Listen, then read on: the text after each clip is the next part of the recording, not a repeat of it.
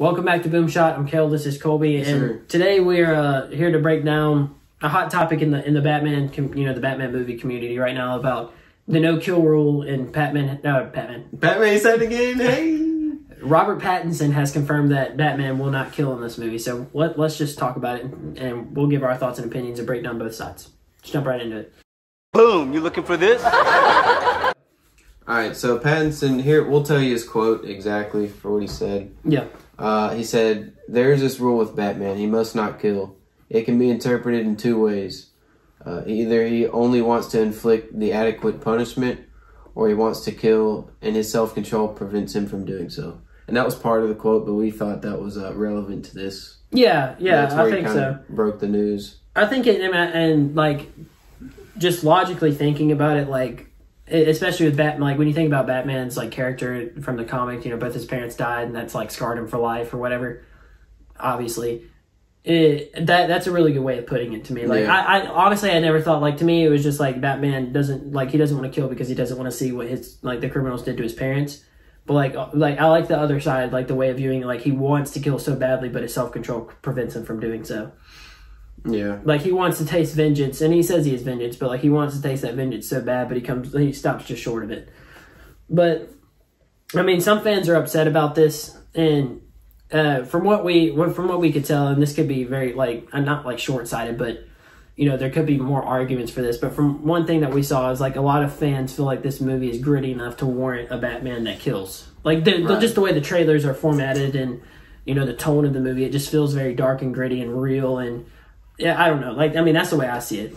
Yeah, and we'll talk we'll just give an overview of why people are upset, why people are happy about this, and we'll talk about more after. Yeah. I was going to say something just now, but I'll save it. Yeah, so, and then other fans are happy because, like, and I know a couple people like this, but in Batman vs. Superman, Batfleck killed people. He threw the box at that one guy's head, he shot people. And I know some fans first in there were like, he shouldn't, like, it's not in Batman's character to kill. And which is technically, like, it technically is true because, like, Batman comics have been going for so long, and like I think it was like the 4th edition that really became like a part of his character. So, but I mean, and I understand that too because I didn't mind, and kind of like you pointed out earlier, I don't know if this is what you were gonna say, like this is what you're talking about. Mm-hmm. But in Batman vs. Superman, the whole premise of that movie was Batman was going to break his no-kill rule to save humanity. Like, he was going to kill Superman, and he was fine with it. Right. Because he thought Superman was, he says it in the movie, like, even if there's a 1% chance that he's, endangered humanity, like, we got to take that as an absolute certainty. So.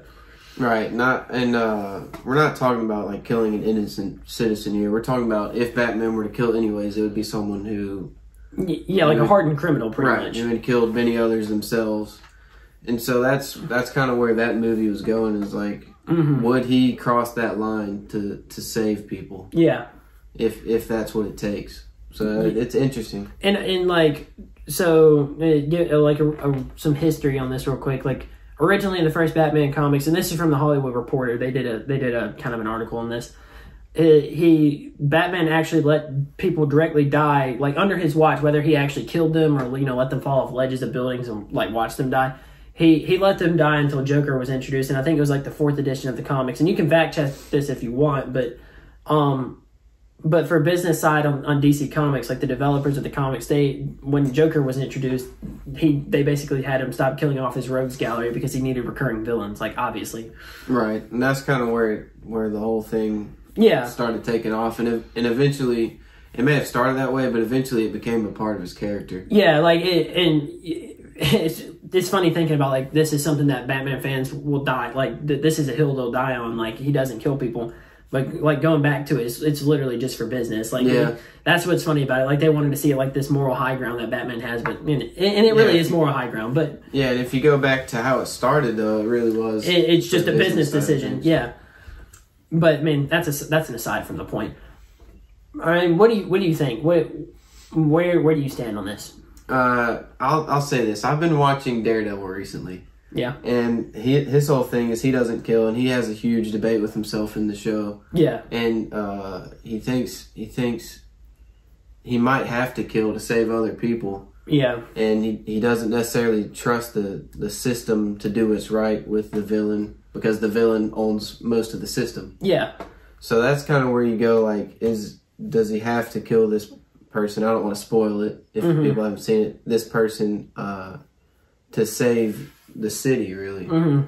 And so maybe that's what fans are saying, like, is he going to have to kill the Riddler? Like, is he going to have an ultimatum? Is the Riddler, you know the Riddler, he's tricky. Is he going to have an ultimatum like, you have to kill me or else these people are going to die? Yeah. And so, like, it kind of becomes this moral, like, which is really good. Like, people soak up moral dilemmas because, like, they like to think, like, it's very much a situation of, if I was at Batman at that moment, what would I do? Would I kill this person to save so many others, or would I, potentially risk other innocent lives, even to leave this guy alive, even though he's a criminal? And I mean, obviously, people want to think the best of themselves. But I kind of like that, like, comparison, like, and especially in Gotham and the way this movie is, like, being presented, like, the mayor is corrupt. And see, like, that's the Riddler's whole point. Is it seems like in the trailers that he's assassinating Gotham leaders one by one because he understands that they're corrupt. And so he's taking the mayor out, he's taking the DA out, and so on and so forth. And so it's like, from Batman's point of view, like, can he trust, if he figures out the system is corrupt, can he trust them to do justice? Right. Because his whole character is based on justice and vengeance, like, in that, like, fine balance, like, what is justice versus what is vengeance? Can he trust the system to do justice, and will he have to do justice? Right. That's where I see a lot of parallels with Daredevil. Yeah. And then he can't really trust the system because, they're working against him. They don't want the best for the city, Gotham. Yeah. Hell's Kitchen as it is in Daredevil. So we know that he's not going to kill, but there still could be an ultimatum that he has to find out an answer for. Yeah. Where he either has to kill somebody to save people, or he might have to find a way around it, save people and not kill us. Yeah, and I think a good example of that would be like Batman Begins, whenever Ra's al Ghul they were in that train, the Wayne Gotham train system design in Gotham City. And Ra's was like, Batman, you don't kill people. And Batman's like, you're right, I don't kill people, but that doesn't mean I have to save you either. And so he jumps out of the car and lets Ra's die. But, I mean, I think there's ways to work around that. But, I mean, and even the hardest core Batman fans would be like, he would still save him, But, I mean, I don't know. Where I stand on this, like, I understand why people are mad. Because, like, honestly, I didn't mind. I actually really like Batfleck if you've seen previous videos on our channel. But it'd be like, it's almost kind of like, especially with how, like, synonymous this is with his character, it'd almost be like if there was a Spider-Man who killed people. And I don't think anybody would be okay with that. Right, yeah, I agree with you there. And not to keep going back to Daredevil, because this is a Batman video, but, like, as I was watching that unfold, I was like, I was torn myself. Like, this dude is literally, like, doing some very horrible things. Yeah. And maybe the only way to stop is if he kills him. So I was like, I was torn myself, but really, I don't want to spoil the show, but I'm glad that Patman, as you called him, is not going to kill. I think it's going to be good for the movie, but I think it's still going to have some character growth with him having to make a decision. Yeah, because I mean, the trailers look like brutal, right? Like this movie looks brutal, gritty. Like it looks all of that, and I get where people are coming from, but I think that's honestly kind of like a plot device to put fans in his point of view, like, being what he's been through, seeing what he's seen, understanding the corruption that's in Gotham, like, and seeing all these criminals. It would be easier to kill them in the moment, but the self-control, like he talked about at the beginning, like that, like is that moral high ground? Like, what's more moral to you, I guess is what I'm trying to get. Like, do you think it's more moral to inflict the adequate punishment, or to want to kill and restrain yourself from doing so in self-control? I mean, obviously, I think, like, the way I think, for me, it's obviously not to want to kill people. Like, I don't know if that's right. But it's wanting to see justice happen. So adequate punishment would be for me. But understanding where Batman's coming from and, like, the way, like, this is obviously a fictional character, what do you think is more moral in his case?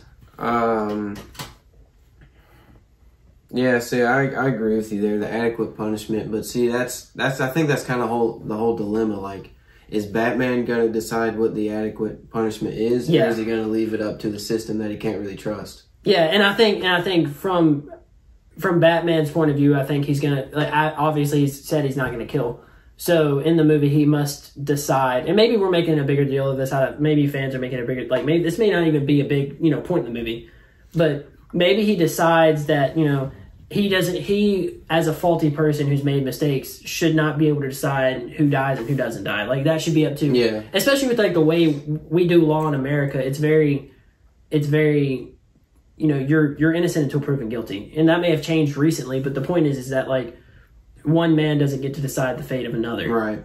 Directly, and he doesn't get to kill him either. So I think that's it's very much an American way of viewing things, right? Yeah, I think after that first trailer came out, we saw him beating that dude's head. Yeah, people were like, "Oh, dude, this is gonna be so gritty. He's gonna I thought that a lot of people thought he just killed that dude. Yeah, I thought he did. I mean, it looked like he did. He was just bashing his head into the concrete. Yeah.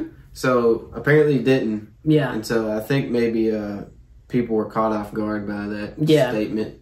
Because it almost had people had this expectation that he was going to kill, and then whenever that was released, they were like, I had already convinced myself that this was good for the movie. And I'll say this, I'll say this. I think this movie can still be gritty without him having to kill. Yeah, I agree. For sure. And I think that's one thing I'm going to love about the movie is the grittiness of it. Yeah, for sure. But he doesn't have to kill for the movie to be gritty. Yeah, and I think this is what I come back to, like we said in our ranking the Batman video, the best version of Batman I've ever seen was the one from the Arkham games. I just think it's very comic accurate, and he doesn't kill either. He had multiple opportunities to kill the Joker, and despite all the bad things that Joker's done, he still tried to save him. Yep. Even though Joker died in his arms, you don't really know the story because you haven't played the games. But Joker died in his arms, but he still tried to save him regardless. Yeah. And I think that's an essential part of that's why people love Batman and Spider-Man. Is because they like to take the moral high ground despite all the terrible things that have happened to them. It's almost like a way of seeing the best in yourself, that nobody really has. But yeah, I think that's for sure. That's why I've grown to love the Daredevil show so much. And I really think it's going to be a lot.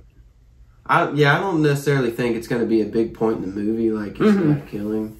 Or it could be, like we mentioned earlier, there could be an ultimatum where he has to decide not to. That's a good point, yeah. We'll see eventually. We might get some more teasers that reveal. Mm-hmm. But either way, he's not going to kill. Some people are upset about it. Some people aren't. Can't make everybody happy. But I think they appeal to the greater part of the fan base, which is fine. I think some people are still holding on to the Batfleck fantasy. And the greater part of his comic book history. And so it ain't how you started, it's how you finished. So I'm glad he doesn't kill. I think that's good for morality's sake. I agree. Yeah, and I think after this movie comes out, both sides will be happy. Yeah. I think this movie's gonna be fantastic. So if that's your biggest nitpick with the movie, then you're impossible to please. Seriously.